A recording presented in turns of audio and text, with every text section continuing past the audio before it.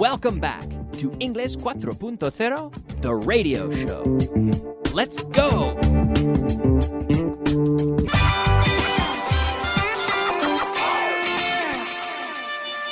Intermediate. All right, welcome back. Welcome, intermediate students, to Class 31. We're going to get started today with a little review of what we saw in the last class. Because, you know, I told you it was important.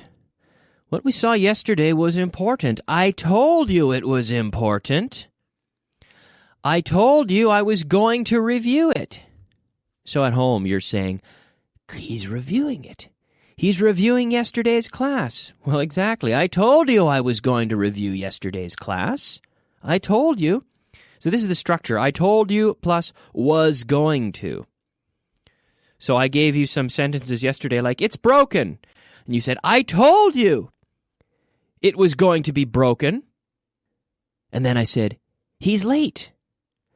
And you said, I told you he was going to be late. I knew it. I told you. Don't act so surprised. We're losing. I told you we were going to lose. I told you. They're not here.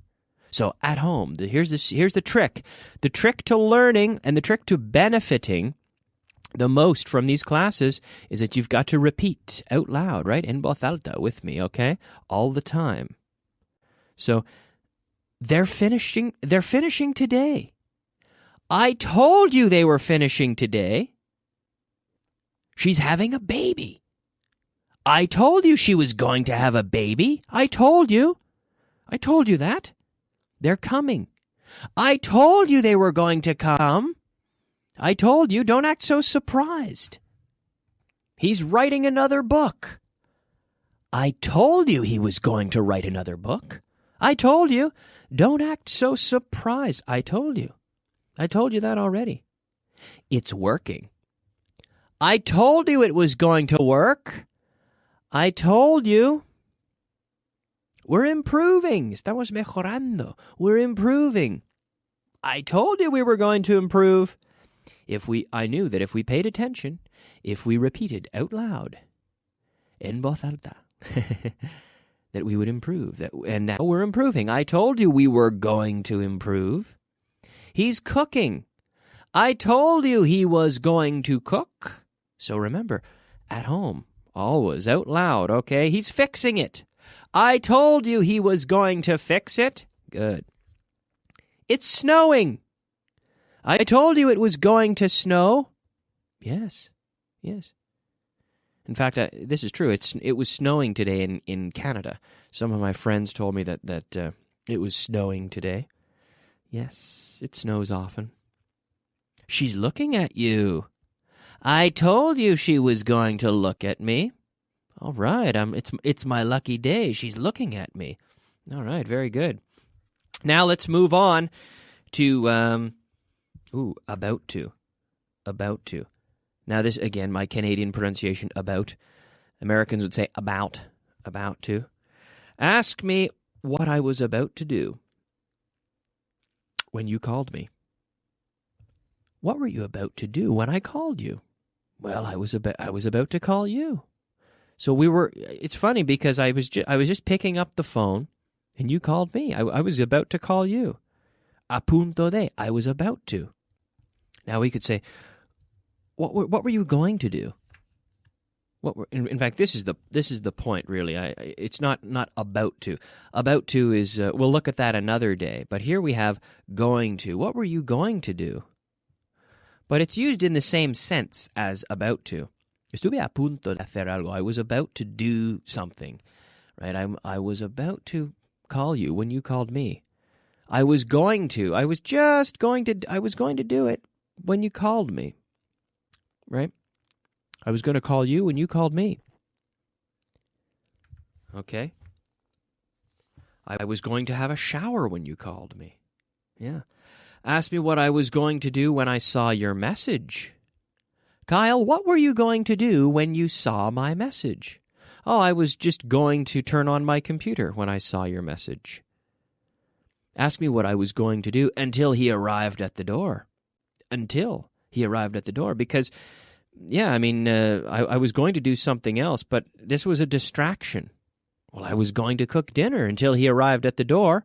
Then I had to stop my preparations and talk to him for a while.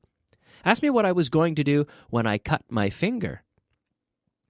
Kyle, what were you going to do when you cut your finger? I was going to go shopping. I was going to go shopping when I cut my finger, so I didn't go. No. Ask me what I was going to do when he showed up. To show up, to appear.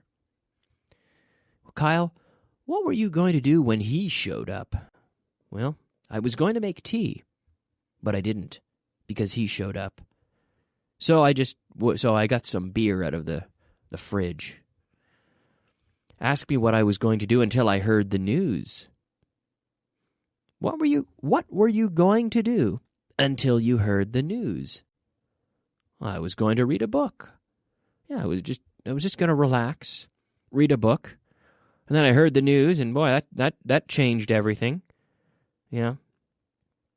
Ask me what I was going to do when I fell down. Kyle, what were you going to do when you fell down? Well, I was going to clean the house. But I fell down and I broke my hip.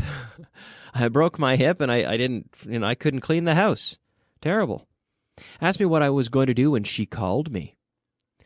What were you going to do when she called you? I was going to watch TV. Ask me what I was going to do when she told me the news. Kyle, what were you going to do when she told you the news? I was going to take a shower. Yeah.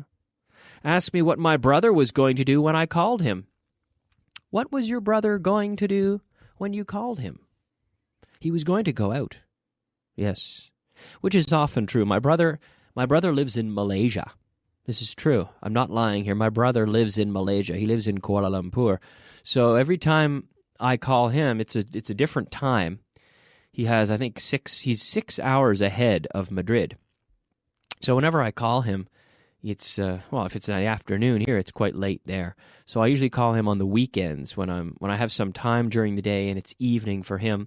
So I'll call him and he'll be going out with his friends or something like that. Yes. So I say, hey, what were you going to do? What were you just getting ready to do? What were you going to do? Oh, I was going to go out. I could say, what are you doing now? Well, I'm at home. I'm getting ready to go out. I was going to go out, but now I'm not going to because I'm going to spend a half hour talking to you, but maybe I'll go out later. Okay? Word of the day.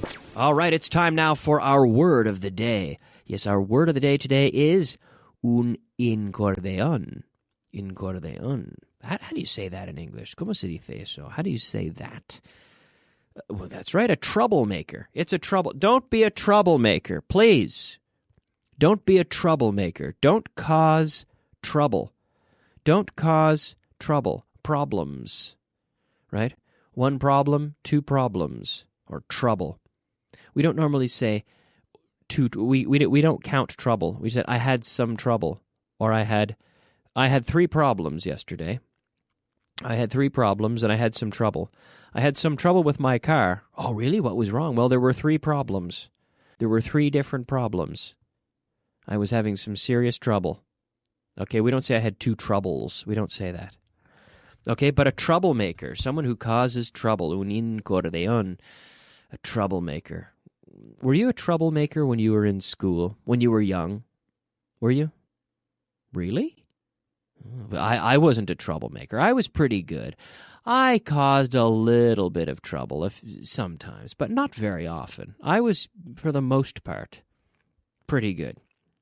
Yes. Now, let's move on to talk about one of my favorite verbs, one of the most dynamic verbs, the verb to have. Now, what's important, this is such a simple verb, and you say, but Kyle, it's easy. Come on. I know how to use this verb perfectly. Why are you going to spend the next 4.5 minutes or so talking about the verb to have when we already know how to use it perfectly? And I will say, well, I'm going to talk about it for the next 4 minutes because I want to make sure that you're pronouncing things properly. To have with that nice V, have. I have a pen. I have a house in Madrid. I don't have a car. Yesterday, I had 3 problems. I had, not hath, but had. I want to hear that D. I love the D at the end of words, and I have to hear it. I had a problem. I had a. Can you hear that? I had a problem. I had a question. I had a car. When I was young, I had a bicycle. I had a bicycle. I had a house. I had a car. I had everything. Then I lost it all. No, that's not true. But I didn't lose it all. No, but let's focus on that pronunciation. Did you have a coffee yesterday? Give me an affirmative answer. Yes, Kyle. Yes. Yes, I had a coffee today. Oh, yesterday. Did you have a problem with your car yesterday? Yes, I had a problem with my car yesterday. Did you have trouble understanding my accent when you first heard me? Did you? No? Oh, that's good. Well, thank you. Did you have a meeting yesterday? Yes, I had a meeting yesterday. Did you have a headache last year? Did you? Yes, I had a headache last year. Ask me if I had a headache last month. Kyle, did you have a headache last month? No, I didn't. No, I didn't. I don't get headaches very often. Maybe I get about 2 headaches per year. Ask me if I had dinner at home last night. Did you have dinner at home last night? No, I didn't. Did you have problems with your back last month? Yes, I had problems with my back. Did you have pizza for lunch yesterday? Yes, I had pizza for lunch yesterday. I had pizza for lunch. Nice. Did you have a party at your house last weekend? Yes, I had a party at my house last weekend. Did you have a lot of English classes last year? Yes, I had. Conmigo, en voz alta. Yes, I had a lot of English classes last year. Did you have a can of Coca-Cola yesterday? Yes, I had a can of Coca-Cola yesterday. In most American, I almost said most American countries, in most English-speaking countries, we'd say Coke. Yeah, I had a Coke. I had a Coke yesterday. I had a can of Coke yesterday. I also had, at home, I had a glass of Pepsi. Did you have a glass of Pepsi yesterday? I had a glass of Pepsi. I didn't have a glass of Coke. I had a can of Coke, and then I went home and had a glass of Pepsi. I drink too much cola. It's true. I'm a bit of a cola addict. It's a bit of a problem. Did Real Madrid have a lot of good players in the 80s?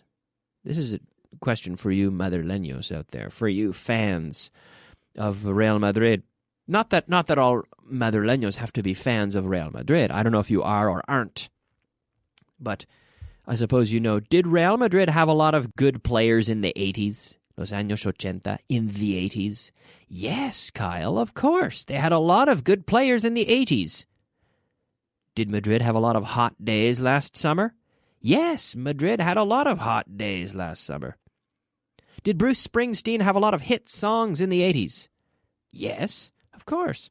Bruce Springsteen had a lot of hit songs in the 80s, of course. Born in the USA, Born to Run, The River, you name it. So many hit songs.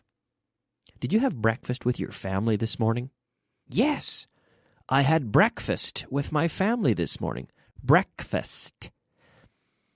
It's like a break that's fast. Not a very long break. It's just a short break. You're up, you're showering, take a break. A short break? No, a fast break. Well, a slow break? No, a fast break. Break, but fast. Break fast. Break fast. Breakfast. Breakfast. Breakfast. There you go. Breakfast. Desayuno. Breakfast. It's funny, when I came to Spain, I have made so many mistakes in Spanish, saying ridiculous things. And one thing I always used to confuse postre and desayuno. So I remember going for a menú del día, 2:30 in the afternoon, 2:30. And after the second plate, looking at the waiter and saying, ¿Qué tienes de desayuno? And he looked at me and said, ¿Desayuno? Oh, postre. Sorry, dessert. Yeah, I used to confuse them all the time. Dessert, and breakfast. For some reason, I used to confuse those words. Anyway, I've made all the mistakes, so don't feel embarrassed. Don't feel embarrassed when you make a mistake, because I've made them all. I've made worse mistakes than you, I'm sure. Vocabulary of the day. Yes, that's right, folks. It's time for the vocabulary of the day. Absolutely. Aprobar. ¿Cómo se dice? Aprobar. To approve. To approve. Sacar. Un tema. To bring up. To bring up. Sometimes I bring up Canada very often, and on my shows, I do. Trepar. Subir. Or the mountain, for example. To climb. Climb. With a silent B. Climb. Cerrando la boca. Closing your mouth with that M, because it's an M sound. Climb. To climb the mountain. To climb. I would love to climb Mount Everest someday. It would be great. Tratar con. To deal with. To deal with. Excluir. To exclude. To exclude. Yes, exclude. Exclude. Say that with me one more time. Exclude. Very good, very good. Do you find English easy or difficult? Difficult? Really? Oh, okay. Do you find Spanish easy or difficult? I find Spanish easy. Oh, good. Well, I'm glad. Do you find mathematics easy or difficult? I find mathematics difficult. Math. In North America, we say math. The Brits say maths. But I will say math. I find math difficult. Well, I don't know. I think everybody finds it. It depends how difficult the math is, right? Do you find brain surgery easy or difficult? I find it difficult. Of course, it's very difficult. It's complicated. So, to find something, I find it difficult. For me, I consider it to be difficult. Or I consider it to be easy. I find it difficult. I find it easy. Do you find playing the guitar easy or difficult? Can you pick it up and play, The River by Bruce Springsteen just immediately? Because you find it so easy? Do you? No, I find it difficult, Kyle. Do you find walking easy or difficult? I find walking very easy. Do you find my accent easy or difficult to understand? I find your accent easy to understand, Kyle. Oh, well, thank you very much. Do you find rocket science easy or difficult? I find rocket science very difficult, yes. Do you find the Scottish accent easy or difficult? I find the Scottish accent difficult. I find the Scottish accent difficult. It's true. I'll admit I find the Scottish accent difficult to understand sometimes. So if you find Scottish people tough to understand, don't worry. It's one of the most difficult accents. Do you find salsa dancing easy or difficult? Do you find it easy? Because personally, I find it very difficult. I am not. I'm not in my element. No estoy en mi salsa cuando bailo salsa. Could I say that? In mi salsa, in my, Anyway, I'm going to leave it at that. We're out of time. Thanks for listening, and I will be back tomorrow. Well, in fact, I'll be back tomorrow with another class for you, but we're coming up to the advanced class, so stay tuned. Keep listening. I'll see you soon. Bye-bye.